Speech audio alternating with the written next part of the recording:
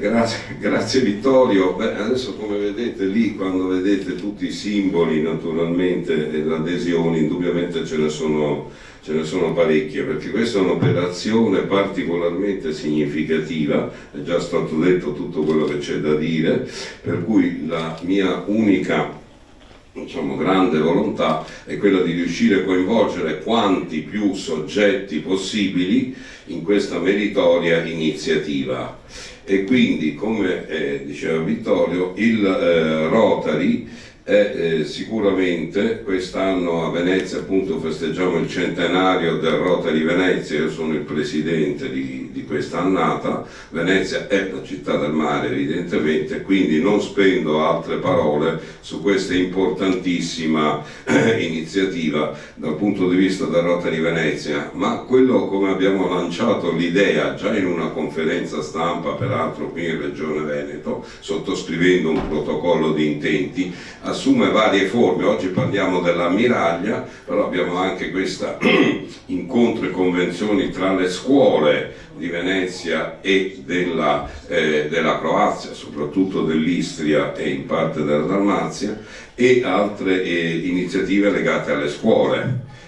Questa dell'ammiraglia c'ha il riflesso sulle barche. Le barche per noi è importante dal punto di vista del Rotary, c'è tutta una tradizione evidentemente marinara, e quindi io porterò, oltre che il saluto del nostro governatore del distretto 2060 Alessandro Calegari, anche dei due governatori, il past governor, scusate perché il nome, Darko Tipuric, e l'attuale governatore Davorko Obuljen del distretto croato, è un unico distretto la Croazia. Tutti e due erano presenti alla nostra cena del centenario qui a Venezia e quindi hanno potuto apprezzare quella che è l'ospitalità dei veneziani nei confronti della Croazia, e vogliamo assolutamente rafforzare questi legami andando, per così dire appunto, sull'altra sponda. Dopodiché devo ricordare anche che non può essere presente oggi Germano Fioranti, che è del Rotary di Pola e che è stato promotore in gran parte di questa iniziativa,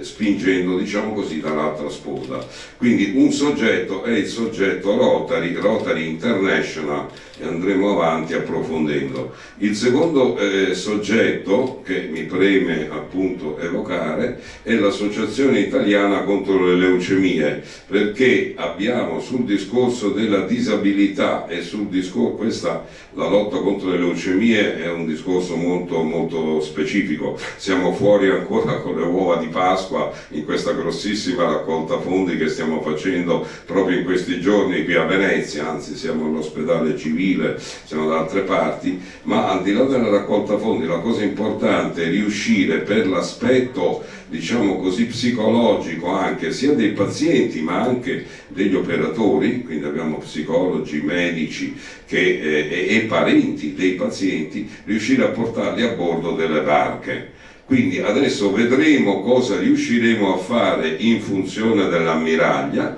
perché stavamo programmando una ipotesi di associare alle barche, perché ce n'è più di una tra l'altro, perché l'ammiraglia, questo Straulino è il nostro comandante, è una flotta, vogliamo che sia una flotta ricca e nutrita, da qui il senso del discorso Rotary. Per questo che riguarda l'AIL, io devo ricordare che è già un'iniziativa importante che è Sognando Itaca, che per molti anni si è svolta anche nell'Adriatico, una barca a vela che partendo dal porto di Trieste, poi passando da Venezia, scendeva giù fino a Brindisi e una volta è arrivata appunto sino ad Itaca, e quest'anno ci saranno delle manifestazioni spot a giugno, in particolare una grossa conferenza stampa a Venezia, e sarà l'occasione per fare questo discorso di gemellaggio ulteriore tra l'Associazione Italiana contro le Leucemie a livello nazionale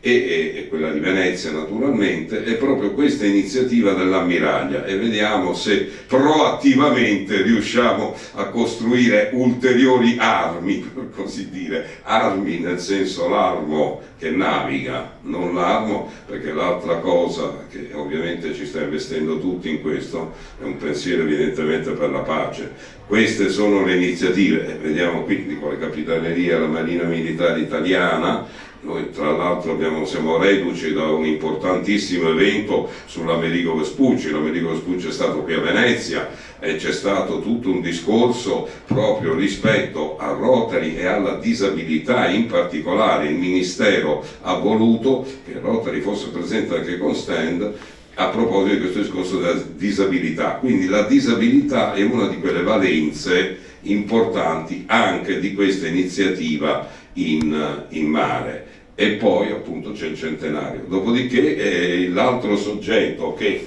adesso me devo ripassare, abbiamo detto dell'ANA, abbiamo detto del Rotary, l'archivio Vittorio Cini. Adesso Vittorio Cini fu quello che, a parte aver fondato assieme a Giuseppe Volpi il Rotary Venezia, ma in generale fu assieme al gruppo veneziano promotore di quella strategia del recupero di Venezia subito dopo la prima, anzi ancora e durante, badate bene, la prima guerra mondiale, perché Marghera e tutto il progetto di Porto Marghera partiva negli anni proprio a cavallo del 14, 15, 16, quando mio nonno Vittorio Cini venne a Venezia, proprio assieme a Volpi partirono su questa iniziativa dell'industria a Marghera e del porto, che ancora oggi ha gli sviluppi che ha, ma anche la visione strategica della città, quindi la città insulare, diciamo così, il turismo soprattutto, che doveva essere uno dei motori per muoversi, ed è quindi ci sono la Ciga, i grandi alberghi, Excelsior, The Ben, Gritti, Danieli, chi più ha più ne metta,